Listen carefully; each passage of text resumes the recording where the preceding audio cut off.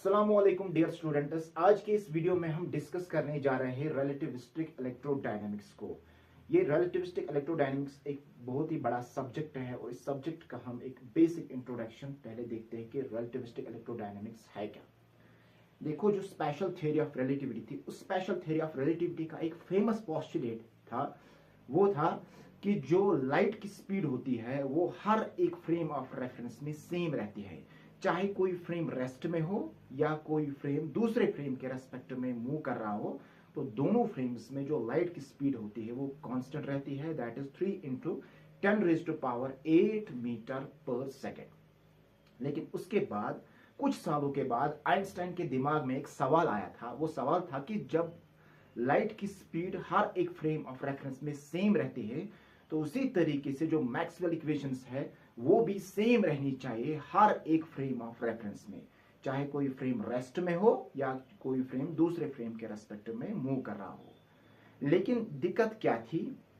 दिक्कत थी कि जब भी कोई सिस्टम मूव करता हो और उस सिस्टम के अंदर अगर पूरा चार्ज प्रेजेंट हो, मान लेते हैं हमने कोई क्यूब लिया है और उस क्यूब का जो लेंथ है वो हमने एल माना है, और उस क्यूब के अंदर जो टोटल चार्ज प्रेजेंट है वो हमने एन माना, एन इलेक्ट्रॉन, और हर एक इलेक्ट्रॉन का जो चार्ज है वो हमने ई माना है।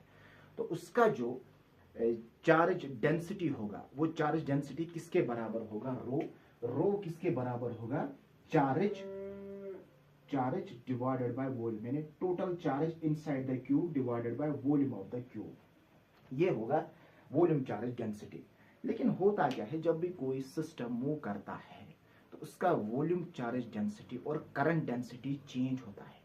अब अगर वॉल्यूम चार्ज डेंसिटी और करंट डेंसिटी भी चेंज होती है, हम क्लासिकल इलेक्ट्रोडायनामिक्स में पढ़ते हैं कि जो मैक्सवेल्स इक्वेशंस होती है, we have electric and magnetic fields on one side and charges and currents on the other side।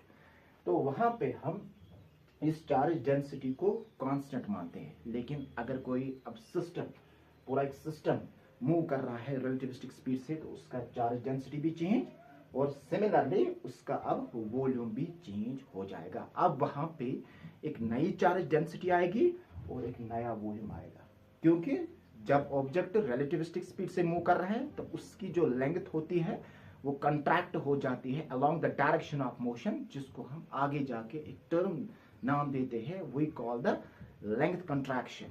दूसरी बात, जो जब हमने इस क्यूब को रेस्ट फ्रेम में रखा था, वहां पे चार्ज जो था वो स्टैटिक था और वहां पे कोई करंट एग्जिस्ट नहीं करेगी। लेकिन जब कोई सिस्टम मूव करता है तो चार्ज भी मूव करता है, तो इसीलिए वहां पे करंट एग्जिस्ट करेगी।